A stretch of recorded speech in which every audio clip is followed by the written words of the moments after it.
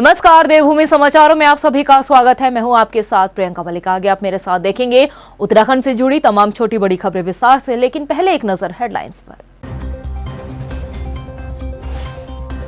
Ticket बंटवारे के बाद भाजपा में सुलग रही विरोध की चिंगारी। कई नेताओं ने किया पार्टी गतिविधियों से किनारा। डैमेज कंट्रोल में जुटी बीजेपी। कांग्रेस ने महंगाई और बेरोजगारी के मुद्दे पर भाजपा पर लगाए गंभीर आरोप। कहा, आसमान छूते दामों को कम करने की बजाय फटी जींस पर रहा बीजेपी का ध्यान। पठानकोट बम धमाके के मामले में उत्तराखंड एसटीएफ की बड़ी कार्रवाई। आतंकी साजिशकर्ता सुखप्रीत को शरण देने वाले 4 लोगों को किया गिरफ्तार। और उत्तराखंड में फिर बदला मौसम का मिजाज। पहाड़ों में बर्फबारी और मैदानी इलाकों में बारिश ने बढ़ाई कड़ाके की ठंड। चमोली में 50 से अधिक गांव बर्फ से ढके। बीजेपी में उम्मीदवारों की पहली लिस्ट का ऐलान होने के बाद से ही बगावत की चिंगारी सुलग रही है। हालात ऐसे हैं कि पार्टी के भीतर अनुशासन तार-तार हो चुका है। कई विधायक और नेताओं ने निर्दलीय चुनाव लड़ने का ऐलान कर दिया है, तो कई नेताओं ने पार्टी की गतिविधियों से किनारा भी कर लिया है। हालांकि अब भाजपा अपने डैमेज कंट्रोल में जुट चुकी है। रूठों को मनाने का सिलसिला भी शुरू हो चुका है। देखिए ये रिपोर्ट। उत्तराखंड में भाजपा के प्रत्याशियों की पहली लिस्ट जारी होने के बाद से ही बगावत की चिंगारी सुलग रही है। कई नेताओं को टिकट नहीं मिला, तो कई नेताओं के टिकट काटे जाने से नाराजगी फूट पड़ी है। थोरागढ़ से लेकर चमोली तक और नैनीताल से रुद्रप्रयाग तक पार्टी संगठन में विद्रोह शुरू हो चुका है। कई दावेदारों ने भाजपा छोड़कर निर्दलीय चुनाव लड़ने की घोषणा कर दी है, तो कई नेताओं ने अपने समर्थकों के साथ कांग्रेस ज्वाइन करने का रुख अपनाया है। हालांकि इस पूरी स्थिति को संभालने के लिए और डैमेज कंट्रोल के लिए अब भाजपा ने अपने कई वरिष्ठ नेताओं को जिम्मेदारी दे दी है। लेकिन पार्टी में जो असंतोष की स्थिति बनी है वो इतनी जल्दी ठंडी नहीं होने वाली। पहली लिस्ट जारी करते हुए 10 सिटिंग विधायकों को रिप्लेस कर 59 सीटों पर प्रत्याशी घोषित किए गए। लेकिन चंद घंटों के भीतर ही देहरादून से चमोली और बागेश्वर तक बवाल शुरू हो गया। नरेंद्र नगर सीट पर पूर्व विधायक और टिकट के दावेदार ओम गोपाल रावत ने पार्टी छोड़ने का ऐलान कर कांग्रेस में जाने की बात कही। द्वारहाट से महेश नेगी ने तीखे तेवर दिखाए। तो इस बीच गंगोत्री, यमुनोत्री, कर्णप्रयाग, कैंट, रायपुर और धर्मपुर विधानसभा सीट से भी दावेदार नाराज दिखे। इतना ही नहीं, नाराज कार्यकर्ताओं ने इसे साजिश करार दिया है। ऐसे में भाजपा को जिन विधानसभा सीटों पर असंतोष की स्थिति से ज्यादा नुकसान हो सकता है, वहां मुख्यमंत्री पुष्कर सिंह धामी, प्रदेश अध्यक्ष मदन कौशिक और पार्टी के वरिष्ठ पदाधिकारियों व सदस्यों को झोंक दिया गया है और रूठों को मनाने का सिलसिला शुरू हो चुका है। अब देखना ये होगा कि क्या पार्टी अपने रूठों को मनाने में कामयाब होती है या फिर भाजपा को कोई दूसरी रणनीति पर काम करना होगा। Time TV bureau report. वहीं नैनीताल विधानसभा से पूर्व कांग्रेस नेता सरिता आर्य को टिकट दिए जाने पर मुख्यमंत्री के जनसंपर्क अधिकारी दिनेश आर्य पार्टी से बगावत करने की रणनीति बना चुके हैं।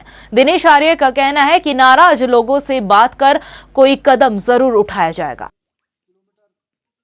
6 महीने से लगातार इस विधानसभा के कोने कोने में जाकर प्रचार कर रहे हैं। उनकी अनदेखी कर एक ऐसी प्रत्याशी जो चलने फिरने में भी अक्षम है, आर्थिक दृष्टि से भी उसका आर्थिक तंत्र दृष्टि से भी टूटी हुई है, तो वो उसको लेके आना हम सब कार्यकर्ताओं से की अनदेखी है हमारे साथ धोखा। बगावत की चिंगारी अब भीमताल में भी देखने को मिल रही है। यहां पर पूर्व मंडी समिति के अध्यक्ष मनोज शाह ने अपने 300 समर्थकों के साथ मिलकर भाजपा से इस्तीफा दे दिया है। हाल ही में उन्होंने भाजपा का दामन थामा था। हम लोगों से पूछा गया था, वोटिंग तक इस बार हुई थी और जो वोटिंग का भी निर्णय आया था उसके आधार पर भी जो निर्णय गलत किया है, तो सारे कार्यकर्ताओं का एक मन है कि हम सब लोग जो हारने वाले को अपने प्रत्याशी को चुनाव नहीं लड़ाएंगे, आपस में ही प्रत्याशी को चुनाव लड़ाकर दोबारा भारतीय जनता पार्टी का ही विधायक इस भीमताल विधानसभा से जिता कर भेजेंगे। ऐसा निर्णय लिया गया है। इसी निर्णय के आधार पर हम लोगों ने 300 लोगों ने अभी अपनी भारतीय जनता पार्टी की प्राथमिक सदस्यता से इस्तीफा देते हुए चुनाव लड़ने का मन बनाया। कैबिनेट मंत्री और गदरपुर विधानसभा सीट से विधायक अरविंद पांडे को टिकट मिलने पर उनके समर्थक काफी खुश नजर आ रहे हैं।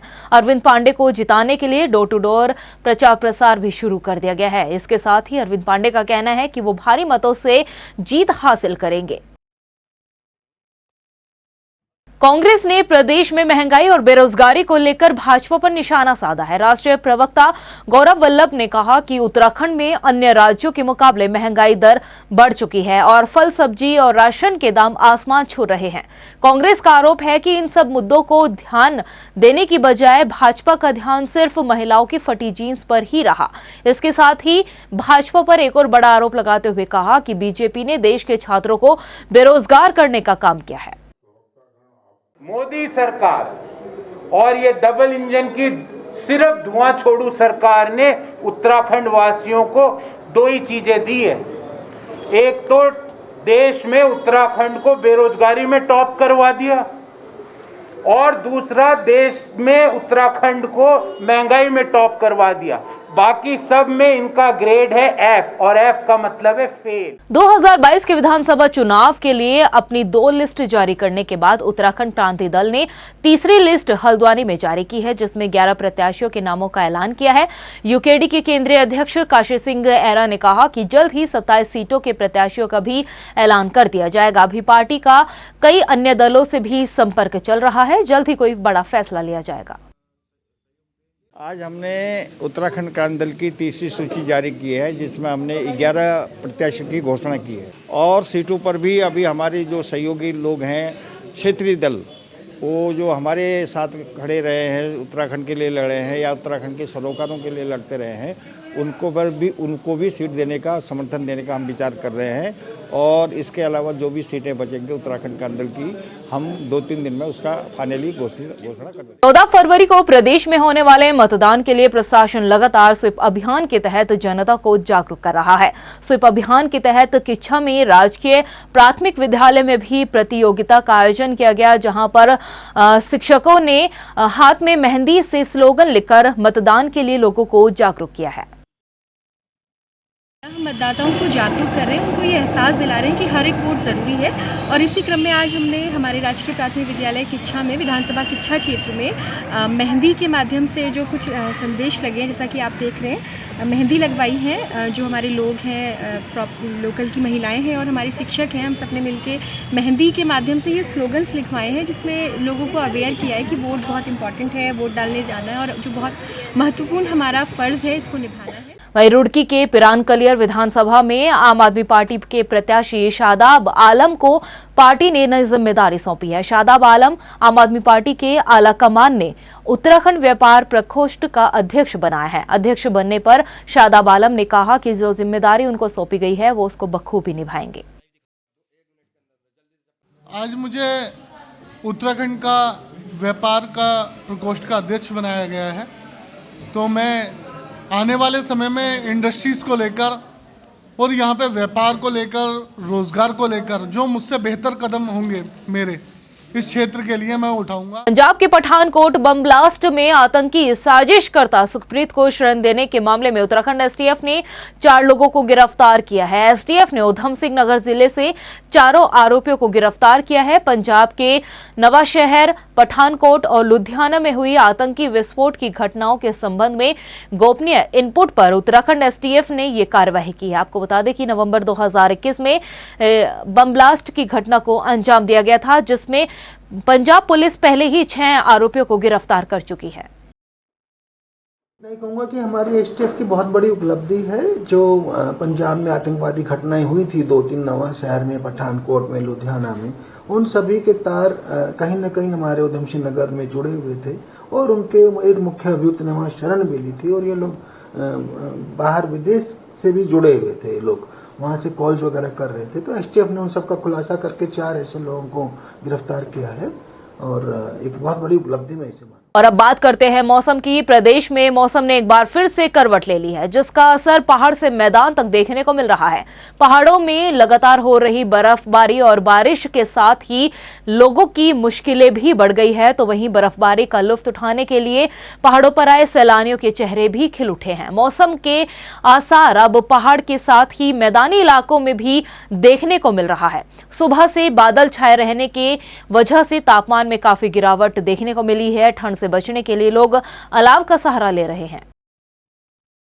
वहीं रुद्रप्रयाग जिले की अगर बात करें तो पिछले 3 दिन से लगातार हो रही बारिश की वजह से अब ठंड में इजाफा हो चुका है। इसके साथ ही लोगों की मुश्किलें भी बढ़ गई है। बताया जा रहा है कि अब बारिश के बाद बर्फबारी के भी आसार बन रहे हैं।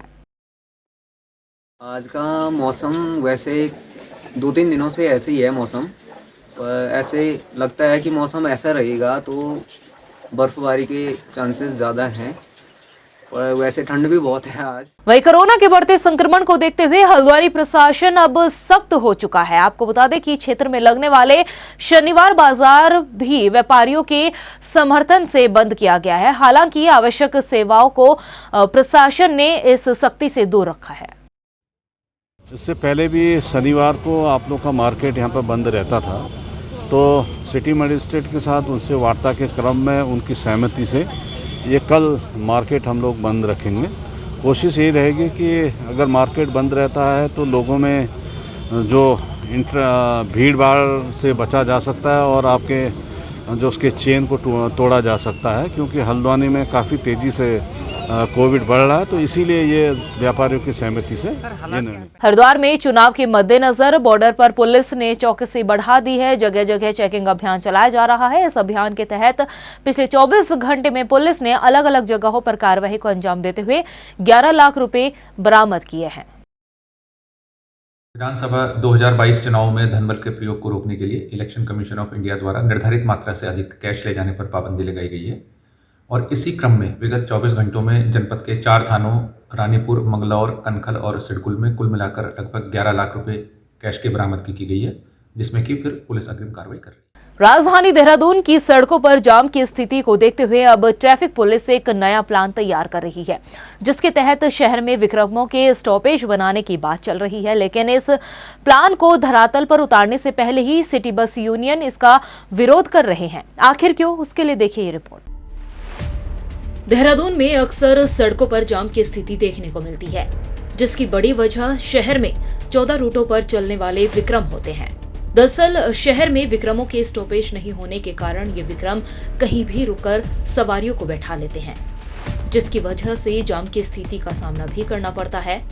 सिटी बस यूनियन अध्यक्ष ने न्यायालय में इनके खिलाफ याचिका भी दायर की थी, जिसके बाद यूनियन अध्यक्ष के पक्ष में फैसला आने के बाद कोर्ट ने पुलिस को विक्रमों पर कार्रवाई करने के निर्देश भी दिए थे। लेकिन अब एसपी ट्रैफिक विक्रमों के लिए हर रूट पर 15 से 20 स्टॉपेज बनाने की तैयारी कर रहा है, जिसके बाद विरोध में सिटी बस यूनियन अध्यक्ष का कहना है कि यातायात अधिकारी को एमवी एक्ट का ज्ञान नहीं है, जिसके चलते वो इस तरह का प्लान तैयार कर रहे हैं। या तो मुझे लग रहा है अधिकारियों को ज्ञान नहीं है एमवी एक्ट का, और यदि ज्ञान है तो कहीं ना कहीं इसको संरक्षण दिया जा रहा है। नहीं तो स्पष्ट है कि जब कॉन्ट्रैक्ट कैरिज का मतलब ही ये होता है कि एक कॉन्ट्रैक्ट में कि एक पॉइंट से दूसरे पॉइंट में बुकिंग में ले जाया जाए, तो जब खुद इनके परमिट में लिखा हो तो कहीं ना कहीं अधिकारी को इनको इस चीजों को संज्ञान में लेना पड़ेगा।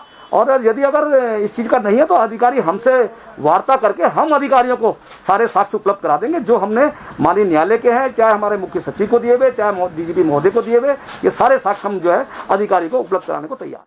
वहीं एसपी ट्रैफिक अक्षय कौड़े ने बताया कि यातायात पुलिस और विक्रम यूनियन के साथ लगातार बैठक की जा रही है और आने वाले 1 हफ्ते के भीतर विक्रमों को हर रूट पर स्टॉपेज दे दिया जाएगा।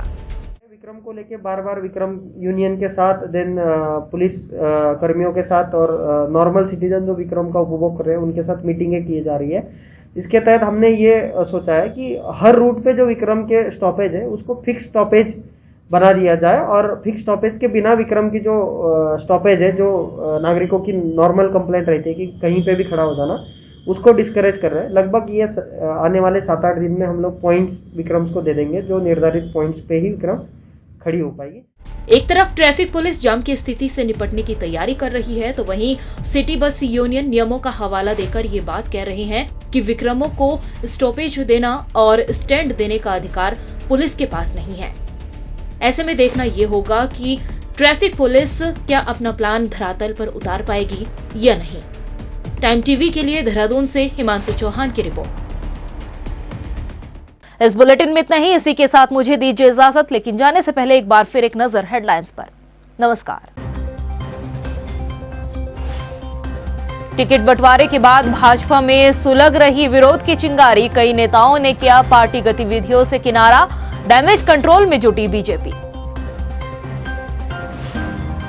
कांग्रेस ने महंगाई और बेरोजगारी के मुद्दे पर भाजपा पर लगाए गंभीर आरोप, कहा आसमान छूते दामों को कम करने की बजाय फटी जीन्स पर रहा बीजेपी का ध्यान। पठानकोट बम धमाके के मामले में उत्तराखंड एसटीएफ की बड़ी कार्रवाई, आतंकी साजिशकर्ता सुखप्रीत को शरण देने वाले 4 लोगों को किया गिरफ्तार। और उत्तराखंड में फिर बदला मौसम का मिजाज, पहाड़ों में बर्फबारी और मैदानी इलाकों में बारिश ने बढ़ाई कड़ाके की ठंड, चमोली में 50 से अधिक गांव बर्फ से ढके।